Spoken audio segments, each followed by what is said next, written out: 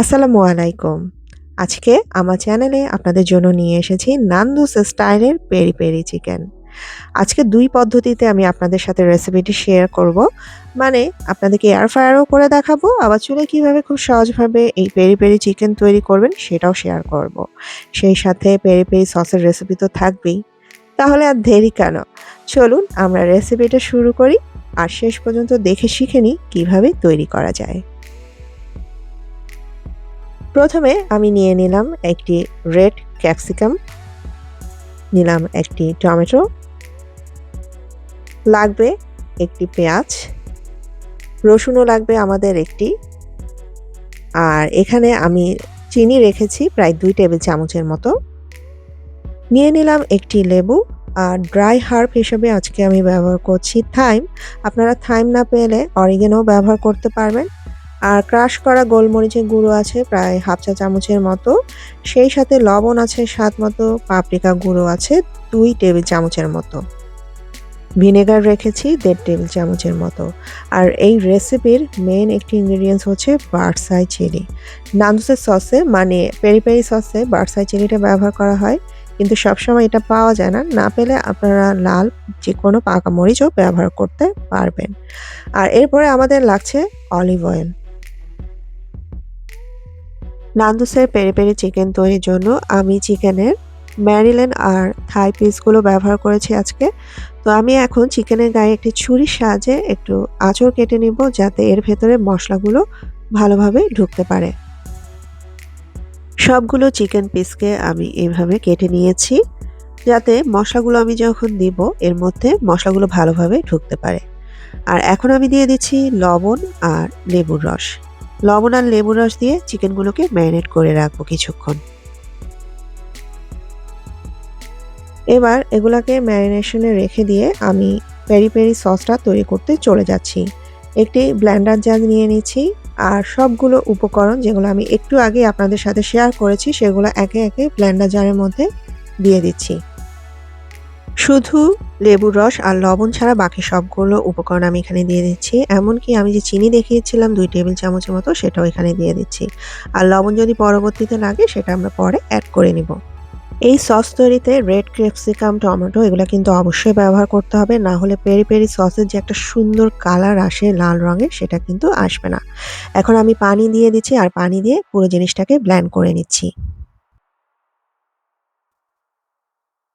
এটা ব্লেন্ড করা হয়ে গেছে, আর আমার পেরি পেরি সসটাও রেডি। এবার এটা দিয়ে আমি মাংসগুলোকে ম্যারিনেট করে নিব।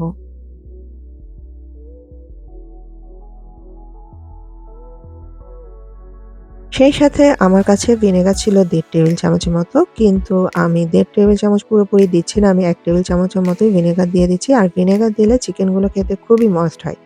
সেই সাথে আমি অলিভ অয়েল দিয়ে দিচ্ছি প্রায় 1/2 কাপের মতো।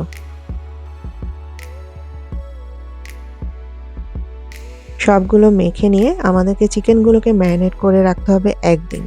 এই কাজটা আমি ১ দিন আগেই করে রেখেছি, কারণ আমার যেহেতু প্ল্যান ছিল আমি পরের দিন নান্দোসের এই চিকেনটা তৈরি করব। তো আমি ১ দিন আগে এটা ম্যারিনেট করে রেখে দিয়েছি। র‍্যাপ করে ফ্রিজে রেখে দিয়েছিলাম ১ দিনের জন্য। ১ দিন পর আমি চিকেনগুলোকে বের করে নিয়েছি। আর এগুলা কিন্তু নরমাল ফ্রিজেই ছিল। ডিপ ফ্রিজে রাখার কোনোই দরকার নেই। আর ফ্রিজ থেকে বের করে নেওয়ার পরে দেখুন অনেক পানি জমে গেছে চারদিকে, যেহেতু এটা ফ্রিজে ছিল সেজন্য। এখন এই জিনিসটাকে আমরা একটু ঘন করে নেব। সেজন্য এখানে আমি প্রায় ২ টেবিল চামচের মতো কর্নফ্লাওয়ার ব্যবহার করে নিচ্ছি। আর এই কর্নফ্লাওয়ার দেওয়ার কারণে যে পানি পানি ভাবটা আছে মসলার মধ্যে সেটা চলে যাবে। মসলাটা মাখা মাখা হয়ে যাবে, আর চিকেনগুলোর গায়ের সাথে মসলাটা খুব ভালোভাবে লেগে থাকবে। দেখতেই পাচ্ছেন মসলাটা কিন্তু আবার ঘন হয়ে গেছে। এবার আমি একটি বাটিতে নিয়ে নিচ্ছি অলিভ অয়েল। অলিভ অয়েলের সাথে আমি এখন দিয়ে দিচ্ছি নান্দোসের যে সসগুলো পাওয়া যায় সুপার শপে। তো আমি হট যে সসটা পাওয়া যায় সেটাই ব্যবহার করে নিয়েছি। আপনারা মিডিয়ামটাও ব্যবহার করতে পারবেন বা এক্সট্রা হটও ব্যবহার করতে পারবেন। এই দুটো একসাথে করে আমি রেখে দিচ্ছি, এটা আমাদের পরবর্তীতে লাগবে। কখন লাগবে সেটা একটু পরেই জানতে পারবেন। এয়ার ফ্রায়ারকে আমি ৪ মিনিটের জন্য প্রিহিট করে নিয়েছি। এরপরে তেল স্প্রে করে নিলাম, আর এর মধ্যে ম্যারিনেট করা যে চিকেনের পিসগুলো ছিল সেগুলা এখানে দিয়ে দিচ্ছি। আর এর উপরে একটি ব্রাশের সাহায্যে মশলাটা আমি ব্রাশ করে নিচ্ছি। এয়ার ফ্রায়ারের টেম্পারেচার যেহেতু একেকজনেরটা একেক রকম, তো আপনারা আপনাদের এয়ার ফ্রায়ারের টেম্পারেচার অনুযায়ী সেভাবেই সেট করে নেবেন। তো আমি আমার এয়ার ফ্রায়ারের টেম্পারেচার অনুযায়ী 180 ডিগ্রিতে 10 মিনিটের জন্য দিয়ে দিচ্ছি। চুলায় করার জন্য আমি একটি গ্রিল প্যান নিয়ে নিলাম আর এর উপরে এখন অলিভ অয়েল দিয়ে দিচ্ছি। তেলটা গরম হয়ে আসার পরে চিকেনের পিসগুলো অ্যাড করে নিব। নান্দুসের চিকেন তৈরি করার সময় আপনাদেরকে একটা টিপস বলি, সেটা হচ্ছে চুলার মধ্যে যখন দিবেন চুলার আঁচটা বাড়িয়ে দিবেন প্রথম পর্যায়ে। এতে করে হয় কি, চিকেনের গায়ে একটা পোড়া, পোড়া দাগও আসবে আর চিকেনের গায়ে যে একটা পানি থাকে সেটাও ছাড়বে না। আপনি যদি কম আঁচে রাখেন দেখবেন পানি বের হয়ে পুরো চিকেনটা ওই পানির মধ্যেই সিদ্ধ হয়ে যাবে। এজন্য চুলার আঁচটা আমি কিন্তু বাড়িয়ে রেখেছি প্রথম পর্যায়ে। আর এদিক থেকে এয়ার ফ্রায়ারে 10 মিনিট হয়ে যাওয়ার পর চিকেনগুলো বের করে নিলাম। তারপর আমি যে সসটা তৈরি করে রেখেছিলাম অলিভ অয়েল আর নান্দুসের সস দিয়ে সেটা একটু ব্রাশ করে নিচ্ছি একপাশে। এরপরে আবার উল্টিয়ে আমি অপর পাশেও একইভাবে সসটা ব্রাশ করে নেব।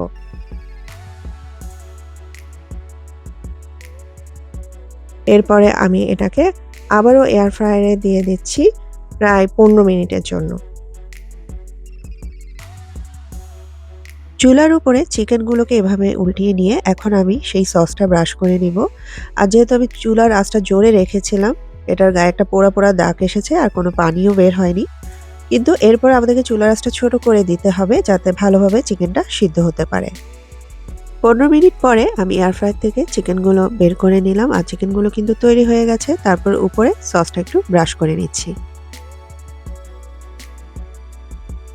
আর চুলার উপরে যেগুলো তৈরি হচ্ছিল সেগুলো মোটামুটি তৈরি হয়ে গেছে আর উপরে আমি আবারও সেই সসটা ব্রাশ করে নিচ্ছি।